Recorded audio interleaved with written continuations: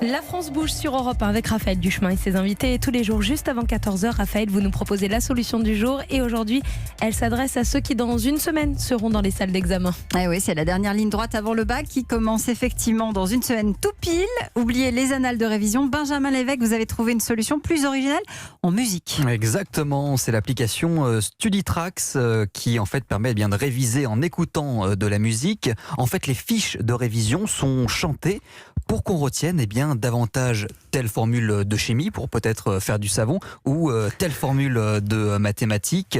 Bonjour Alexandre Aupert. Bonjour, merci beaucoup de m'inviter. Alors, merci d'être là. Le cofondateur de StudyTracks. Cette idée, elle est arrivée il y a 3 ans. Comment est-ce que ça s'est fait ? Écoutez, c'est assez simple. J'ai un ami qui est producteur de musique de renom à Londres et qui avait un problème que finalement beaucoup de familles partagent, l'échec scolaire de son fils. Donc on a eu une idée toute simple, et d'ailleurs c'était sur la physique, sur la première loi de Newton, de créer une chanson de telle manière à ce que son fils puisse apprendre plus facilement. C'est vrai qu'on sait tous qu'il est facile de retenir les paroles de chansons, et donc c'est vraiment la base de ce que nous faisons. Et on va justement en écouter un extrait, les mathématiques expliquées ou plutôt rappées par Soprano. Bienvenue sur StudyTracks. Yeah, salut, c'est Soprano pour StudyTracks. Mathématiques, Thalès. Le théorème de Thalès est utilisé pour calculer des longueurs. Le théorème de Thalès est utilisé pour calculer des longueurs. Le théorème de Thalès est utilisé pour calculer des longueurs. Soit 2 droites D, D', c'est quand en A. Soit 2 droites D, D', c'est quand en A. Soit B et M, 2 points. Attendez, moi j'aurais adoré avoir ça à l'époque. J'aurais été meilleure en maths.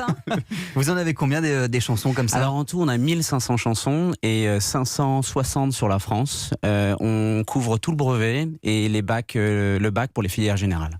Et justement, là, on a entendu du rap. Est-ce qu'il y a des mélodies qui sont plus adéquates pour telle matière ou Oui, pour la France, ce qu'on a voulu faire, c'est vraiment avoir tous les styles musicaux, donc pop, R&B, rap. Mais il est vrai qu'on travaille étroitement avec des scientifiques, notamment avec Emmanuel Bigan, que je salue, puisqu'il nous a aidé vraiment depuis le départ à créer une méthodologie qui maximise la rétention d'informations. Donc vous verrez que chaque chanson, on répète beaucoup. On répète 3 fois les mêmes informations et on va les délivrer de 3 manières différentes, en narration via un professeur, et ensuite en chantant, puis chantant avec de l'harmonie. Et par exemple pour l'histoire, la philosophie, c'est plus quoi, de la pop Alors sur l'histoire et la philosophie, c'est vrai qu'il y a beaucoup de contenu, donc on va utiliser un style musical un peu plus rapide, donc on sera un petit peu plus sur le rap. Sur les sciences, c'est un peu plus de pop qu'on a fait. Que dit notre coach, Frédéric ? Alors, je trouve ça marrant parce que c'est vrai que tout le long de mes études, je me suis toujours trouvé des moyens mnémotechniques. Alors, je ne suis pas allé jusqu'aux chansons parce que forcément, c'est beaucoup plus de travail, y compris artistique, d'aller créer une chanson sur des formules de maths ou de physique. Mais par contre, des moyens mnémotechniques, j'en ai utilisé beaucoup. Et je voulais savoir si c'est quelque chose sur lequel vous travaillez aussi, c'est-à-dire pas forcément chanter, mais juste des moyens de mémorisation, parce qu'en fait, au final, là, on utilise la chanson comme moyen de mémorisation, mais il y en a d'autres. Et ma seconde question, c'est que, apprendre ou retenir, c'est bien, mais comprendre, c'est mieux. Alors, comment est-ce que les chansons peuvent aider peut-être à comprendre et pas juste à retenir ou à bachoter purement et simplement ? Donc, en fait, ce qui nous anime, c'est d'aider les enseignants à intéresser les élèves. C'est ce qu'on fait. Donc, ça veut dire que les enseignants l'utilisent aussi. Absolument, oui. On a vu Monsieur le ministre Blanquer il y a à peu près maintenant 15 jours.